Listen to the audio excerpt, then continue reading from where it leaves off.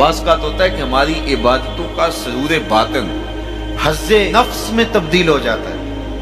ہم سمجھ رہے ہوتے ہیں کہ یہ سرور آ رہا ہے، یہ سرور باطن نہیں ہوتا، یہ حظ نفس ہوتا ہے.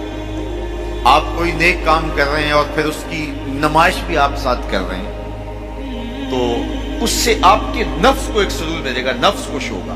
وہ ایک پھول جھڑی کی طرح ہوتا ہے. ایسے آپ کو ایک نشہ آیا اور وہ آپ نے سمجھا شاید یہ میرے باطن کا سرور ہے. باطن کا سرور تو ایک بہت بڑی دولت ہے.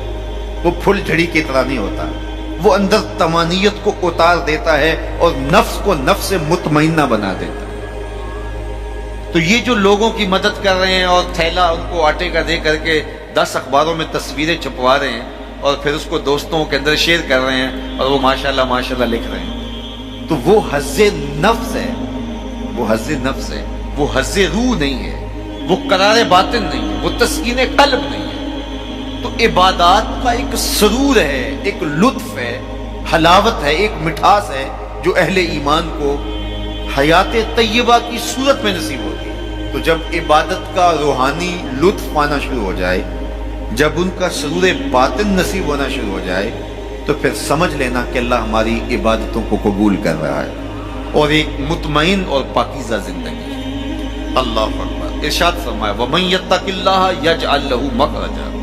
جو اللہ تعالیٰ سے ڈرنا سیکھ جاتا ہے، اللہ تعالیٰ کے احکام کو بجا لانے کی کوشش میں لگ جاتا ہے، یجعل لہ مخرجا، اللہ اس کو مشکلوں سے، مصائب سے، آلام سے، تکلیفوں سے نکلنے کے راستے نصیب کر دیتا ہے. زندگی مشکلات کا نام ہے، زندگی کوئی آسان نہیں.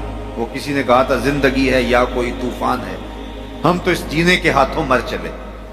تو زندگی ایک مشکل مرحلہ ہے، لیکن جب بھی مشکل آتی ہے اللہ کوئی راستہ عطا کر دیتا ہے اور آپ کو آسانی سے اس مشکل سے نکال دیتا ہے. وہ مشکل آپ کے لیے ذلت کا ذریعہ نہیں بنتی، بلکہ اس مشکل کی کوکھ سے ایک راستہ نکلتا ہے اور جو ہے وہ روشنی پھوٹتی ہے. تو یہ ہے اللہ کی طرف سے تمہارے لیے ایک مخرج، اللہ تمہارے لیے ایک راستہ نکالتا ہے. تو یہ اس کا مقصوم ہے جو اللہ سے ڈرنے والا ہوتا ہے.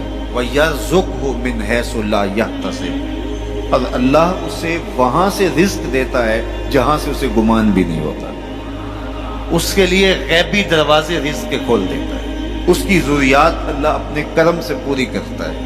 اللہ سے ڈرنا سیکھ جاؤ، مشکلات آسان ہو جائیں گی، تکلیفیں آسان ہو جائیں گی، مشکلات سے نکلنے کے راستے کھلنا شروع ہو جائیں گے، آلام و مصائب کے پہاڑ راستے سے ہٹنا شروع ہو جائیں گے.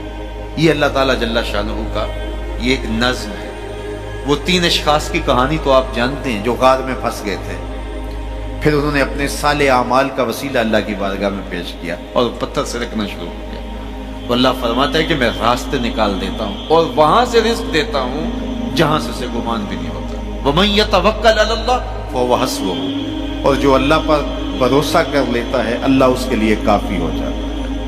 یہ ان لوگوں کا مقصوم ہے، ان لوگوں کی کہانیاں ہیں جو اپنی زندگی کو اللہ کے راستے پہ ڈال دیتے ہیں. اور وہ لوگ جو اپنی خواہشات کے بندے ہوتے ہیں، اللہ ان کی زندگیوں کو تلخیوں میں مبتلا کر دیتا ہے. دولت کے باوس وہ اذیتوں میں زندگی بسر کرتے ہیں.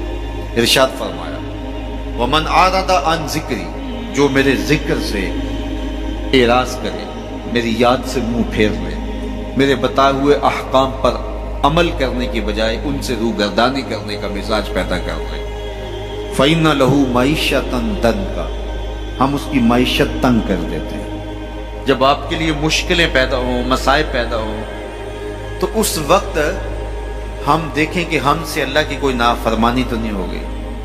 جب اس کی نافرمانی ہوتی ہے تو پھر آپ پر مشکلات آتی ہیں، آپ کی معیشت تنگ ہوگی، آپ کی اولاد نافرمان ہونا شروع ہو جائے گی، آپ کے معاملے پیچیدہ ہونے شروع ہو جائیں گے، لوگوں سے الجھاؤ پیدا ہونے شروع ہو جائیں گے، اور مخلوق خدا سے آپ کی دوریاں اور جو ہے وہ لوگوں کے دلوں میں آپ کے لیے نفرت کے جذبات پیدا ہونا شروع ہو جائیں گے. یہ دلیل ہے کہ آپ سے کوئی ایسی بات ہوگی جس سے آپ کا رب آپ سے ناراض ہے، اور جب آپ کا رب آپ سے راضی ہوتا ہے تو آپ کے لیے راہیں کشادہ ہونا شروع ہو جاتی ہیں، راستے کھلنا شروع ہو جاتے ہیں. اس لیے مشکلات میں اللہ تعالیٰ کی طرف رجوع کریں.